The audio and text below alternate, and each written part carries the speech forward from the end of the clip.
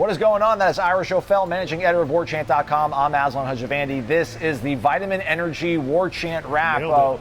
We are still in South Florida. Not as sunny, though. A little soggy, though. A little chilly. Not a big fan of it. Hopefully you're a fan of this video. Hit the thumbs up. Certainly would appreciate it. Check out vitaminenergy.com. The promo code is WarchantBOGO. You buy one, you get one free. Ira, that's how it works. The if you BOGO. buy 5, you get 5 free, right? Exactly. Maximize it. You can only use that promo code once. So, again, maximize it. Florida State alums behind that whole situation there. All right, so media days, I almost like to call it. Ira, yesterday was the offense. Today, the defense for Florida State. We'll speak to Coach Norvell and Kirby on a joint press conference tomorrow. But brag a little bit on your story with Shakim Brown, man. Go check out that interview. Love the story, man.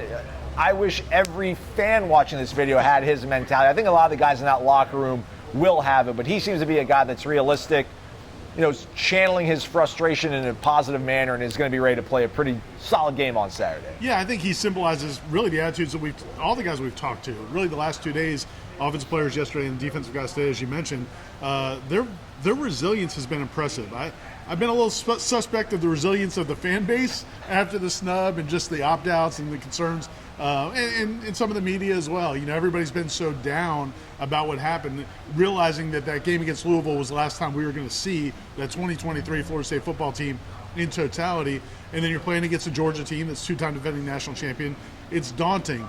But, you know, talking to these players has been really impressive, you know, just their resilience, their attitude, and Shakim specifically, you know, talking about why he's so determined to come back next year and have another great season, why he believes Florida State is going to have another great season. Kalen DeLoach talked about that as well. But Shakim talked about why he didn't even consider going into transfer portal. You know, he's a third-team All-ACC safety, top defensive back tackles on the team this year. And if he'd gone in the transfer portal and checked it, you know, see what his value would have been on the open market, I have a feeling he could have made a lot of money. And he just was very complimentary about Florida State, the brotherhood, the relationships, and why he's loyal to Florida State, because Florida State was really the only Power 5 school that recruited him out of high school. And so it's just, you know, it's kind of a, you know, I don't know, heartwarming, but, you know, I think there's some, it's a nice message at a time where I think the fan base needs it. Yeah, I thought another one of the big themes was kind of development. I mean, Shahim's a guy that's been in the program now for a few years, has developed. As Coach Fuller, what did you do to help develop a guy like Braden Fisk? So not only are they developing guys that are raw, they're also developing guys that have been playing a lot of college football and have stepped their games up to a different level. He also had a really good sort of riff there on Patrick Payton, just how excited he is for him next year. There's a lot to feel good about with this defense moving forward, and a lot of it, I think, is predicated on the fact that this staff has demonstrated their ability to not only evaluate and identify talent, but also grow it, whether it's homegrown or put some finishing touches on guys that have been through the portal. Yeah, I think we've all noticed over the last few weeks, you pointed out a few times, that, you know, Adam Fuller, as this team has had success, as this defense has had success, Adam Fuller's making sure everybody's aware of the successes they've had. And in one of those areas was some of these transfers. They weren't all just plug-and-play guys. And, you know, Fuller talked today about Braden Fisk and said, you know, Braden Fisk had a very good career at Western Michigan. He played well, had a lot of good numbers, but there were things that he wasn't great at. And he really has improved on those this year, and you've seen the fruits of that labor in recent weeks. And if you think about it, a lot of these guys who came in as transfers have taken another step at Florida State, which, you know, will be their message as they go and try to hit the transfer portal after this game and really try to kind of bolster this entire team going into next year, because they do have some losses to fill. Yeah, Azaria Thomas is another guy that stepped up to the podium today in place of Jarian Jones. Fuller said that, you know, he was an athlete in high school. I mean, he played receiver, he played wherever they needed at Niceville High School, but he's a guy that's really developed technique, and they're going to be able to plug and play him next year after guys like Renardo and Jarian have left. Also spoke to Kalen DeLoach. I mean, he's going to be playing in this game, which is a huge deal. We'll see with Tatum Bethune. Didn't really get any clarification on Braden Fisk's status. I'm like, I assume you're going to play in the game, and he wasn't evasive about it, but he didn't really confirm one way or the other. Fentrell Cypress, for his part, said that for him, it's going to be coming back. It's going to be basically a decision between coming back to Florida State or going to the NFL. So not sure the portal's in the books for him. So you have some of those pieces playing obviously in this game, and then returning next year as well. Yeah, and real quick on Braden Fisk, and he was asked about his status because he's been seen wearing a boot. I think he was wearing a boot today, so people are asking, how are you doing? He said it's been precautionary, but like you said, I mean, he has been dealing with something, and so we'll have to see. But I thought the injury note was something also that Adam Fuller, I just want to bring up real quick. He pointed out when he was asked about the opt-outs for this team going into this game, he pointed out that some of these guys who are considered opt-outs are guys that are really not healthy. And so maybe if you had played in the college football playoff, maybe guys would have gutted through some injuries and sacrificed preparing for the NFL or whatever else because it was so important to play in the playoff. But when they didn't get in the playoff, some of these guys need to get healthy, and some of them, it sounds like, really couldn't play if they wanted to.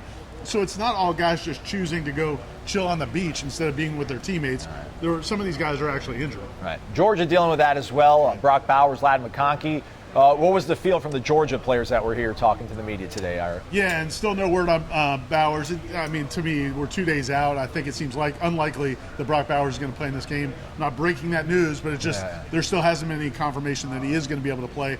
Ladd McConkey, the other receiver who's been dealing with a ankle injury throughout the season, talked today. He was not very he seems committed to play. He was a little a little evasive about how healthy he is. He just kept talking about trying to work through it.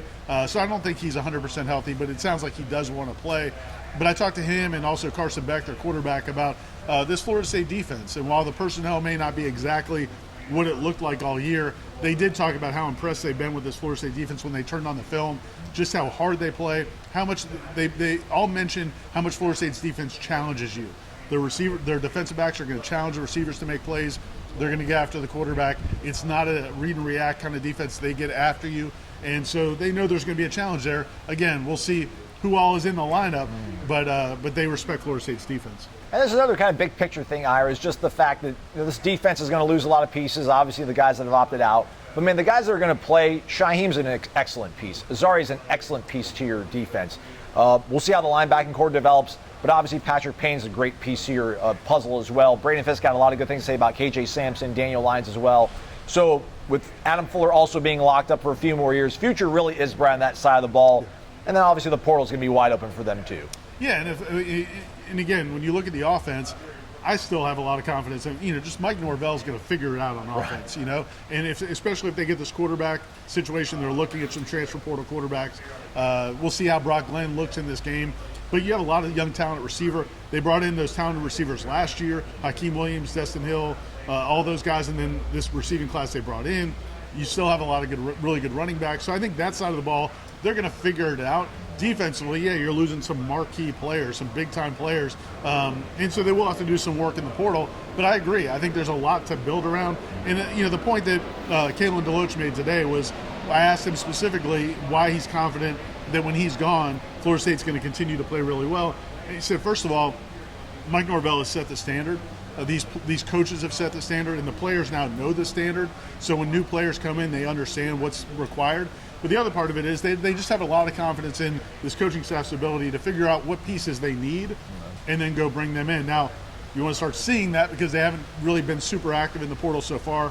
Did get Marvin Jones Jr., ironically, from Georgia. But, I think after the bowl game, that's clearly going to be a top priority is finding those final pieces to build this team. Inching ever closer to kickoff here tomorrow on Friday. We'll have a joint press conference with Kirby Smart and Mike Norvell.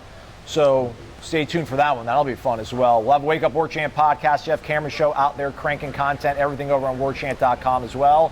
And don't forget, vitaminenergy.com. It is the Vitamin Energy Warchant wrap. Hit the promo code Warchant BOGO, Warchant BOGO. Buy one, get one free. Buy 5, get 5 free. So hit the don't limit yourselves. No, don't limit yourself. Hit the thumbs up on the way out, and that's pretty much everything, right, Ira? Yeah, watch all these videos, guys. Again, if you're down in the dumps about this team or about the state of Florida State football going into this bowl, watch these player interviews. I'm telling you, I think you'll feel encouraged because they are a very resilient bunch. Yeah. From the courtyard at the beautiful La Meridian Hotel in Dania Beach, Florida, he's Ira Schoffel. I'm Aslan Hajivandi. Thanks for watching.